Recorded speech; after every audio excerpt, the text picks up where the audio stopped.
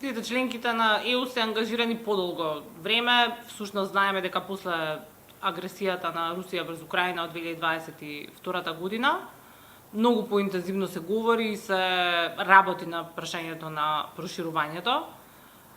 Концептот на така наречена постепена интеграција во која насока оди овој последен предлог на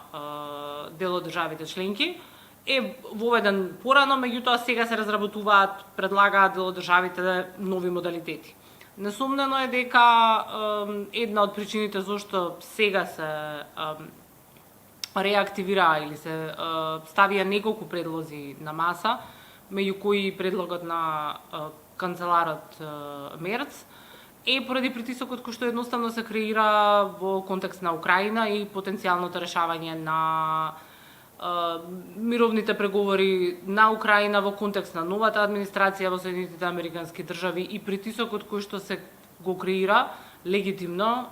украинскиот претседател Зеленски за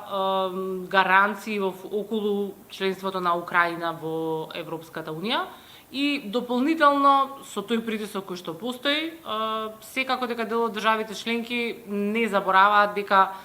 државите од Западниот Балкан на некој начин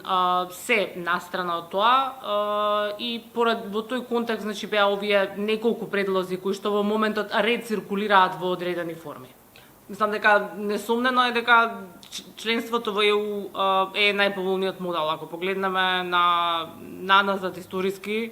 ефектите кои што ги очекуваме во однос на демократската и економската трансформација на овие држави,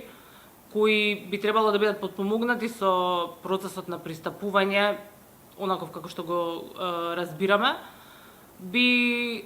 може да се очекува само во контекст на членство во ЕУ. Сега, доколку тоа не е опција веќе, што е многу тешка дискусија и внатре во ЕУ, бидејќи мислам дека тешко е било кој лидер да може да го гради да гради дискурс во однос на ова прашање, секако дека не треба да се занемари главната цел, е она каде што започнав, односно било кој модел кој што ќе поттикне и демократска и економска трансформација, а досега, освен членството, друг не сме виделе дека тоа го постигнува.